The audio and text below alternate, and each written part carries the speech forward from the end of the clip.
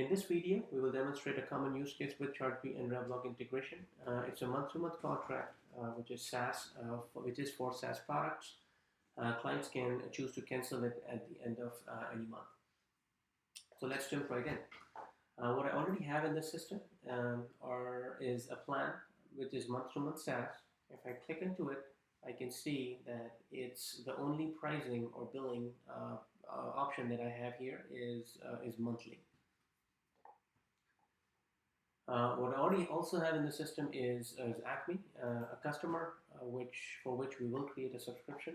So let's create one. Say add plan, month-to-month SaaS, US dollars, monthly.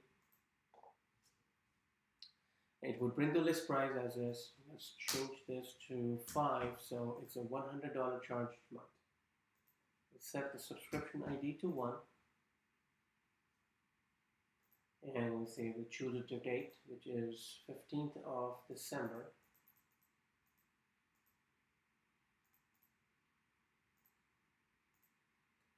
And we'll say the billing cycle is forever, as we wanted to auto renew every month. So create.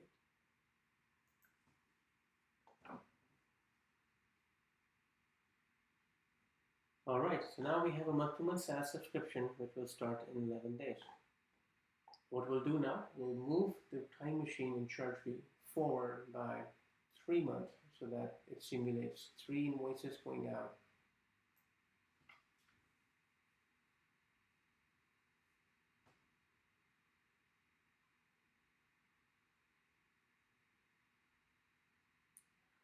Okay, so we are on March 3rd now. If we scroll down, one thing to notice is we have a subscription which is active now.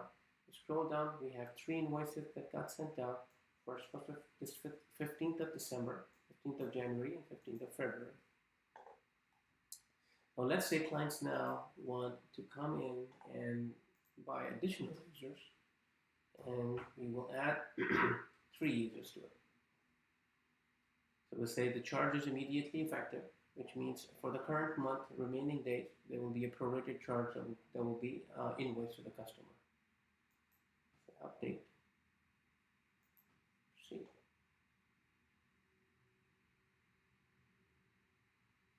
Scrolling down, as you can see, there is a prorated charge here of $25 on 3rd March, which was the day we make the modification to the subscription. Now let's move the time machine all the way forward. So now for the remaining of the 6 months, it would charge for 8 users instead of 5, so there will be an additional charge in the invoice. Okay. If we scroll down, we can see that instead of $100, now it's charging $160 as it is 3 additional users. All right, now let's flip to REVLOCK and sync this data. So once you're in REVLOCK, on the left you have these navigation buttons. We're going to sync and click on connect to other systems. You see the invoice is already connected. Click on it and say run job. This will start synchronization job between Chargebee and REVLOCK. Once it's done, the data that's created in Chargebee will show up in REVLOCK. We'll take a couple minutes. I'll be back once this job's done. So, the job is completed and the data is now synchronized into REVLOCK. Let's go back and look how the REVLOCK shows our new contracts. On the sync page, you have one job, which is in the status success. If I go into customers, there's that one customer that we had in Chargebee. So we'll click into it.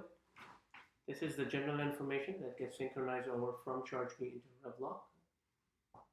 Inside sales orders, you can see there are a total of 6 sales orders for the 6 monthly payments that the customer made. One thing to notice here is that because it was a month-to-month contract, REVLOCK actually created 6 different contracts for it. Starting from December of 2020, there was a $100 charge each month until when in the contract for February, early March, there was a modification that triggered a prorated charge. So that contract had a modification where it had an additional $25 charge. Going into next month, there was only $160, where we sold 8 units at $20 each, and for the next 3 months, it's consistent. Let's go into one of the orders. Let's go into the first order first. This is all the general information that REVLOK presents to you. All this information is coming directly from Chargebee. In the sales order item, there's only one item. So there was only one item sold, which was month-to-month SaaS, and for the service period, it has from December of 2020 to January 15, 2021, which is full 1 month. Going into revenue arrangement, it has 2 expansion panels. There's revenue elements, which will show one item that we sold. Since there is no reallocation needed, it just keeps the price same as $100. We'll close it. We'll open revenue arrangement. This is the graphical representation of our revenue plan. We'll go into graph. We'll switch from graph into tabular form as it's easy to understand. As you can see, from month-to-month SaaS to US$ monthly, there's a $54 charge in December and $45 in January. It prorates it because it's a mid of the month contract, and the December revenue will be booked at the end of the month of December, and January revenue will be booked at the end of January 2021. Okay, so now let's go back and look at the orders where there was a modification. So we'll open the order for February. Again, general information. Let's open sales order item.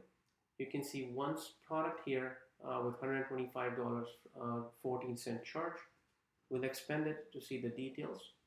As you can see, there's $100 for the 5 units. That was the original invoice that was sent as part of this contract. If you open this other item, it was a $25 prorated charge. And if you look at the service delivery dates, it's starting from March 3rd, 2021 and goes to March 15, 2021.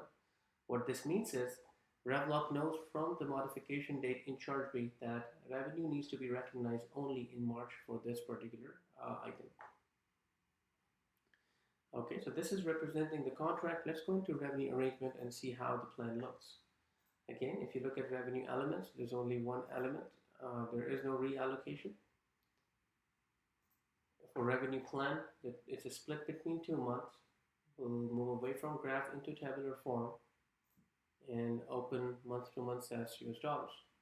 As you can see, for the month of February, there's a $50 charge, and all the $25 remaining charge was added to March because that's what the service start date for that delivery was. Okay, so yeah, that's how REVLOK handles the synchronization from Chargebee directly into REVLOK. We also showed today how if there is an expansion or even a contraction to your subscription in Chargebee, REVLOK will be automatically able to handle that. It knows the dates from when the modification happened and will make any adjustments needed in the current month. If you have any questions, please feel free to get back to us. We'll be glad to answer them. Thank you. Bye.